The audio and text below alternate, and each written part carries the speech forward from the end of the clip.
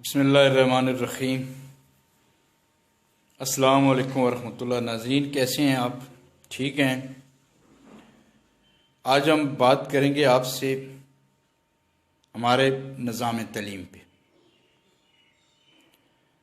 हमारा निज़ाम तलीम रोटी कमाना तो सिखाता है, मगर ज़िंदगी का सलीका नहीं सिखाता है। मैं यहाँ लॉर्ड मैकाले की जो एक स्टेटमेंट है, जिसके बाद हमारे निज़ाम तलीम में तब्दीली की गई, वो कहता है कि मैं हिंदुस्तान के हर हिस्से का सफ़र कर चुका हूँ, वहाँ किसी फ़कीर को, चोर को नहीं देखा। इस मुल्क में ऐसी दौलत, ऐसी आला इक़दार और ऐसे काबिल लोग देखे हैं कि मेरा नहीं ख्याल कि हम इन्हें कभी फतह कर सकें, जब तक हम इनकी रीढ़ की हड्डी, इनका रूहानी और सकाफती विरसा न तोड़ें। चुनाचे मैं इनके पुराने निज़ाम तलीम और कल्चर को ख़त्म करने की तजवीज़ करता हूँ, इसलिए कि अगर हिंदुस्तानी ये समझ लेते हैं कि गैर मुल्की निज़ाम और अंग्रेज़ी इनके अपने निज़ाम से बेहतर है, तो अपनी खुद एतमादी और कल्चर भूल जाएंगे जो हम चाहते हैं, यानी खालिस्तान एक मगलूब कौम। लॉर्ड मैकाले ने यह बयान बरतानवी पार्लियामेंट में दिया था और जो तारीख का हिस्सा बन गया। अंग्रेज चूंकि हिंदुस्तान पर कब्जा करना चाहते थे, और कब्जा करने से पहले किसी मुल्क को ज़हनी गुलाम बनाया जाता है, और इस मुल्क को, हिंदुस्तान को ज़हनी गुलाम बनाने के लिए उन्होंने हमारे तलीमी ढांचे में तब्दीली का सोच लिया था। यही वजह है कि हमारा निज़ाम तलीम जो है वो रोटी कमाना तो सिखाता है, लेकिन इंसानियत नहीं सिखा रहा है। अगर ऐसा होता तो ये हमारे मुल्क में जितने भी बड़े बड़े गद्दार या बड़े करप्ट या बददियानत लोग हैं, आप ये देख रहे हैं, ये कोई अनपढ़ लोग तो नहीं है, ये तो यूनिवर्सिटियों से फारगशुदा लोग हैं, कॉलेज में गए हैं, यूनिवर्सिटियों में गए हैं, इन्होंने बड़ी डिग्रियां हासिल की हैं, बड़े ज़हीन लोग हैं, बड़ी मेहनतें की हैं। लेकिन जिस निज़ाम में हम जिंदा हैं, ये निज़ाम हमें सिर्फ रोटी कमाने का गुर सिखाता है, बाकी ये इंसानियत नहीं सिखा रहा है। वो याद रखें कि इंसान की जो इंसानियत ही है जो इंसान को इंसान बनाती है और हैवान से दूर करती है। अगर हमारा निज़ाम तलीम बेहतर होता तो ऐसा नहीं था कि कुछ लोग बहुत ज़्यादा वसाइल पे छाए हुए हैं और कुछ लोग जो हैं वो बेचारे महरूमियों का शिकार हैं। ये सब कुछ इस निज़ाम तलीम की बदौलत है, जो या तो क्लर्क पैदा करता है या फिर हमें ग़ुलाम देता है। दूसरी तरफ आप इसमें आए कि स्टेट जो है वो तलीम की जिम्मेदारी नहीं ले रही है। आप हुकूमती स्कूलों में चले जाएं जो हुकूमती पैसों से चलते हैं, तो वहाँ पे आप ये समझें कि इतनी ज़्यादा तादाद है, इतने ज़्यादा लोग हैं कि एक टीचर की जो आवाज़ है वो पीछे क्लासरूम तक नहीं जाती है, क्लासरूम के आखिर तक नहीं जाती है, बल्कि पीछे बैठा हुआ जो बच्चा है ना तो वो उस्ताद को अच्छे तरीके से देख सकता है, ना उसकी आवाज़ सुन सकता है।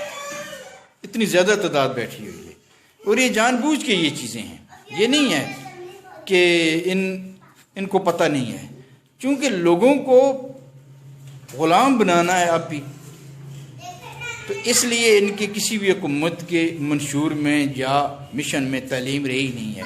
आप यकीन करें, आप अगर दुनिया के निसाबों को देखें ना, जितने भी तरक्याती मुल्क हैं, जो भी डेवलप्ड कंट्रीज़ हैं, उनको देखें आप, तो उन्होंने तरक्की की है अपनी तालीम और सेहत की बदौलत, कि दो इदारों को सबसे ज़्यादा तरक्की दी है। और मुझे नहीं पता है कि हम ऐसा क्यों कर रहे हैं, कि हम अपने मुल्क को आगे क्यों नहीं देख रहे हैं कि ये इस निज़ाम को और इस तालीम को हम बेहतर कर सकें। लिहाजा हमारे निज़ाम तालीम में बहुत बड़ा खला है, बहुत बड़ा गैप है कि जो पूरा करने की वक्त की ज़रूरत है। और याद रखें कि ये कुछ चंद प्राइवेट स्कूलों की या मेरे या आपके कहने से बात नहीं बनेगी। ये हुकूमत का काम होता है, स्टेट का काम होता है। जो काम स्टेट कर सकती है वो इनफरादी इदारे नहीं कर सकते हैं। लिहाजा हम स्टेट से ही गुजारिश करते हैं कि वो निज़ाम तालीम में तब्दीली लाएं, इसको प्रैक्टिकल बनाएं।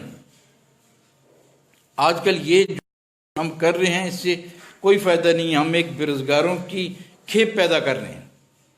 ये लोग किधर जाएंगे? लोगों को टेक्नोलॉजी दें। अब जितने भी ये जापान है, ये रूस है, ये चाइना है, जितने मुल्क हैं ये सब के सब क्या कम से कम कोई तालीम हासिल करने के बाद वो काम तो कर सके ना। अब मुझे ये बताएं, एक बंदा मैट्रिक कैफे BA MA करता है तो क्या काम करेगा? क्या वो चीज़ कोई बना सकता है? क्या उसने कोई तजर्बा किया हुआ है? क्या पहले जहन में ये सोच ले काम क्या करेगा? तो लिहाजा तालीम की मनाजिल होनी चाहिए, शुरू से होनी चाहिए, एलिमेंट्री लेवल से हो। प्राइमरी के बाद हम बच्चे का उसकी जो मंजिल है, जो उसका पेशा है, उसका हम तयन कर लें, उसको हम आगे लेके जाएं। अब ये बेरोज़गारों की खेप पैदा कर रहे हैं। हम डिग्रियाँ दर डिग्रियाँ होंगी, लेकिन एक काम हुकूमत ने और किया है कि पहले तो ये हायर एजुकेशन मुफ्त होती थी यूनिवर्सिटियों और ये कॉलेजेस में। हमारे ज़माने में जब हम तालीम हासिल करते थे तो फ़ीस तो कुजास्त, हम अपने ख़र्चे के पैसे भी कॉलेज फंड से लेते थे, वेलफेयर फंड से। लेकिन आजकल तो ये हो रहा है कि यूनिवर्सिटियों ने, गवर्नमेंट की यूनिवर्सिटियों ने, गवर्नमेंट का तो वैसे नाम है, उन्हें फ़ीसें इतनी रखी हुई हैं कि प्राइवेट यूनिवर्सिटियों से भी उनकी फ़ीसें ज़्यादा हैं। अब मेडिकल कॉलेजेस में चले जाएं आप, इंजीनियरिंग यूनिवर्सिटीज़ में चले जाएं, तो वहाँ आप देखेंगे कि उनकी जो फ़ीसें हैं वो अगर प्राइवेट सेक्टर में किसी को उतनी फ़ीसें, उससे कम फ़ीसें दे दी जाएँ तो बेहतर तालीम देगा। ये इन्होंने किया जान छुड़ाने के लिए। कम से कम ये जो हायर एजुकेशन है उसकी फ़ीसें रख ली हैं, बराए नाम है कि ये हुकूमत की यूनिवर्सिटी है और ये प्राइवेट यूनिवर्सिटी है। लिहाजा आप जहाँ तक भी हैं, तालीम जो है वो प्रैक्टिकल होनी चाहिए कि हमारे मर्द और ख़वातीन डिग्री हासिल करने के बाद कोई काम कर सकें। अब हमारी जो डिग्रियाँ इसमें कोई काम नहीं कर सकता। इवन कि एक MBBS और एक इंजीनियर जो है डिग्री हासिल करने के बाद वो कोई काम नहीं कर सकता, उसे काम करने के लिए भी मशक़ करनी पड़ेगी। तो इंशाअल्लाह जी ज़िंदगी रही तो फिर मुलाकात होती रहेगी। व मा अलैना इल्लल बलागुल मुबीन।